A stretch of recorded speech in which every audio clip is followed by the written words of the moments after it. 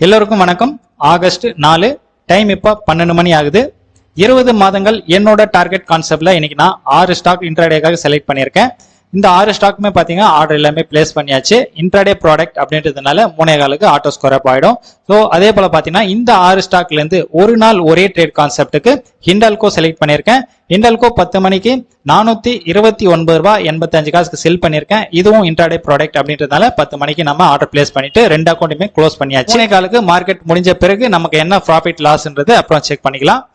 இன்னைக்கு ஒரு முக்கியமான விஷயத்தை பத்தி நான் உங்ககிட்ட ஷேர் பண்ணிக்கலாம்னு இருக்கேன். அதாவது பங்கு சந்தையில, அதாவது ஸ்டாக் மார்க்கெட் பொறுத்த வரைக்கும் விதவிதமான ஏமாற்று வேலைகள்லாம் பாத்தீங்கன்னாக்கா நிறைய இருக்கு. ஸ்டாக் மார்க்கெட்ல ஏமாத்துறவங்களோட டார்கெட் எப்படி இருக்கும்னு பாத்தீங்கன்னாக்கா புதுசா வரவங்க தான் பாத்தீங்கன்னா அவங்களோட டார்கெட்டா இருக்கும். ஏன்னா இந்த ஸ்டாக் மார்க்கெட்டை ஆல்ரெடி பிசினஸ் பண்ணிருவங்களுக்குலாம் ஓரளவுக்கு தெரிய வாய்ப்பு இருக்கு. அதே போல புதுசா வரவங்களுக்கு எல்லாம் பாத்தீங்கன்னா மேக்ஸிமம் தெரியறதுக்கு வாய்ப்பு இல்லை. அதனாலதான் பாத்தீங்கன்னா அவங்களோட டார்கெட் எல்லாமே புதுசா வரவங்களை நோக்கியே இருக்கும். இதுல எது மாதிரியான ஏமாற்றம் எல்லாம் நடக்குதுன்னு பாருங்க. ஒரு கம்பெனில டீலரா ஒர்க் பண்ணிட்டு இருக்கும்போது பல தரப்பட்ட கிளைண்ட்ஸ், அதாவது பாத்தீங்கன்னா ஒரு சிலர் எல்லாம் பாத்தீங்கன்னா நம்மோட ஆபீஸ்க்கு டைரக்டா வந்து என் பக்கத்துலயே உட்காந்து டெர்மினல் முன்னாடியே உட்காந்துட்டு இந்த ஸ்டாக் எல்லாம் பாத்தீங்கன்னா இவ்வளவு ரேட்ல வாங்குங்க, இவ்வளவு ரேட்ல செல் பண்ணி கொடுங்க அப்படின்ற மாதிரி கேட்பாங்க. இன்னொரு சிலர்லாம் என்ன பண்ணுவாங்க பாத்தீங்கன்னா போன்லயே கால் பண்ணி இந்த ஸ்டாக் இவ்வளவு ரேட்ல வாங்குங்க, இவ்வளவு ரேட்ல செல் பண்ணுங்க அப்படின்ற மாதிரி சொல்லுவாங்க. ஸோ அவங்களோட அக்கௌண்ட்ல நாம வந்து ஸ்டாக் எல்லாம் பை பண்ணி கொடுக்கணும், செல் பண்ணி கொடுக்கணும். ஸோ இதுதான் பாத்தீங்கன்னா டீலரோட வேலை.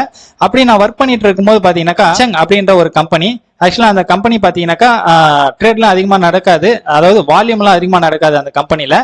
அப்படி இருக்கக்கூடிய கம்பெனில ஒருத்தர் வந்து பாத்தீங்கன்னாக்கா பல்கா ஒரு 1000 ஷேர், ஆக்சுவலா அதோட பிரைஸ் பாத்தீங்கன்னா ஒரு 130 ரூபா அந்த ரேஞ்சு தான் இருந்தது அந்த டைம்ல.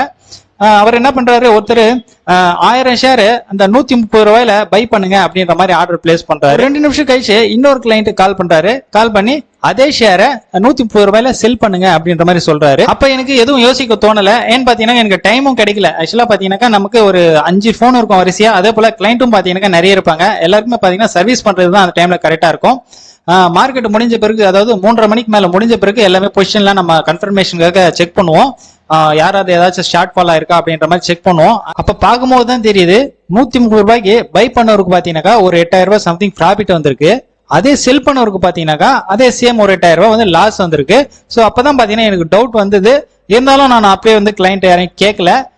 ஜஸ்ட் ஒரு 2 or 3 டேஸ் கழிச்சு தான் பாத்தீங்கன்னாக்கா அவங்க ஃப்ரீயா இருக்கும்போது, ஸோ ஒன்னா இருக்கும்போது கூட கேட்கல, அவங்க தனித்தனியா இருக்கும்போது தான் கேட்டேன். அப்பதான் சொல்றாங்க அவங்க, நான் ஒரு கம்பெனில இருந்து கால்ஸ் வாங்கி ட்ரேட் பண்ணிட்டு இருக்கேன் அப்படின்ற மாதிரி. ஆக்சுவலா இது போல வந்து நிறைய வந்து கால்ஸ் கூட ஒரு கம்பெனிஸ் எல்லாம் இருக்கு. அவங்களோட பிளான் எப்படி இருக்கும்னு பாத்தீங்கன்னா, இப்போ வந்து அவங்களுக்கு கால்ஸ் கொடுக்கறதுக்கு பாத்தீங்கன்னா நம்ம கிட்ட ஃபீஸ், அதாவது ஒரு 10,000 ரூபாய்னு வச்சுக்கோம். அந்த 10,000 ரூபாய் ஃபீஸை நீங்க ஃபர்ஸ்ட்லயே கட்ட தேவையில்ல.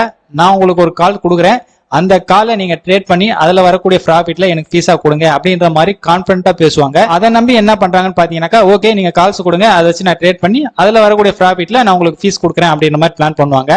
சோ இதுக்கு முன்னாடியே பாத்தீங்கன்னாக்கா அவங்க கால்ஸ் கொடுக்குறவங்க பிளான் பண்ணிட்டு இருப்பாங்க. எப்படின்னா, இன்னைக்கு ஒரு 10 பேர் சூஸ் பண்ணிக்குவாங்க. அந்த 10 பேர் வந்து பாத்தீங்கன்னாக்கா ஃபர்ஸ்ட் 5 பேர் ஏ குரூப்னும், செகண்ட் 5 பேர் பாத்தீங்கன்னா பி குரூப் அப்படின்னு பிரிச்சுக்குவாங்க. ஃபர்ஸ்ட் 5 பேருக்கு பாத்தீங்கன்னாக்கா அந்த ஏ குரூப்புக்கு பாத்தீங்கன்னாக்கா அந்த ஷேர் 130 ரூபாயில பை பண்ணுங்க அப்படின்ற மாதிரி சொல்லியிருக்காங்க. அடுத்த 5 பேர் பி குரூப்புக்கு பாத்தீங்கன்னா அந்த ஷேர் வந்து செல் பண்ணுங்க அப்படின்னு சொல்லியிருக்காங்க. இப்போ அவங்களோட பிளான் பாத்தீங்கன்னாக்கா 5 பேருக்கு ப்ராஃபிட் வந்து 5 பேருக்கு லாஸ். சோ அவங்களோட டோட்டல் வந்து டார்கெட் வந்து பாத்தீங்கன்னா அந்த 5 பேர் தான். எந்த 5 பேரும் தெரியாது. மார்க்கெட் முடிஞ்ச பிறகு பாத்தீங்கன்னாக்கா யார் ப்ராஃபிட் பண்ணிருக்காங்களோ அந்த 5 பேர் தான் டார்கெட். பாத்தீங்கன்னா ஒவ்வொருத்தர்கிட்ட இருந்து 10,000 ரூபாய் ஃபீஸ் அப்படின்னாக்கா, சோ அந்த ஃபர்ஸ்ட் 5 பேர்கிட்ட இருந்து 50,000 ரூபாய் கலெக்ட் பண்ணிடுவாங்க. நெக்ஸ்ட் டே இதே போல பாத்தீங்கன்னா ஒரு 10 பேர் பார்ப்பாங்க. சோ இப்படிதான் பாத்தீங்கன்னாக்கா அவங்களோட டார்கெட் இருக்கும். இது தெரியாம பாத்தீங்கன்னாக்கா புதுசா வரவங்க எல்லாம் வந்து பாத்தீங்கன்னா நிறைய லாஸ் பண்ணிடுவாங்க. இது வந்து பாத்தீங்கன்னாக்கா என்னோட அனுபவத்துல நான் தெரிஞ்சுக்கிட்டது. ஓகே, இது போல பல விஷயங்களை நான் உங்ககிட்ட ஷேர் பண்ணிக்க போறேன். ரெகுலரா என்னோட வீடியோ பாருங்க. 3:20 ஆயிடுச்சு. நம்மளோட இன்ட்ராடே பொசிஷன் எல்லாமே பாத்தீங்கன்னா ஸ்கொயர் அப் ஆயிட்டு இருக்கும். நமக்கு என்ன எம்டிஎம் ப்ராஃபிட் லாஸ் வந்திருக்கு அப்படின்றத நம்ம ஒவ்வொரு அக்கௌண்டா பார்த்து செக் பண்ணிக்கலாம். இப்போ இது 20 மாதங்கள் என்னோட டார்கெட் கான்செப்ட்ல நம்ம பார்ட் டைம் ட்ரேடிங், அதாவது 11 மணிக்கெல்லாம் ஆர்டர் பிளேஸ் பண்ணி க்ளோஸ் பண்ண அக்கௌண்ட். இதுல பாத்தீங்கன்னா 559 ரூபாய் ப்ராஃபிட் வந்திருக்கு.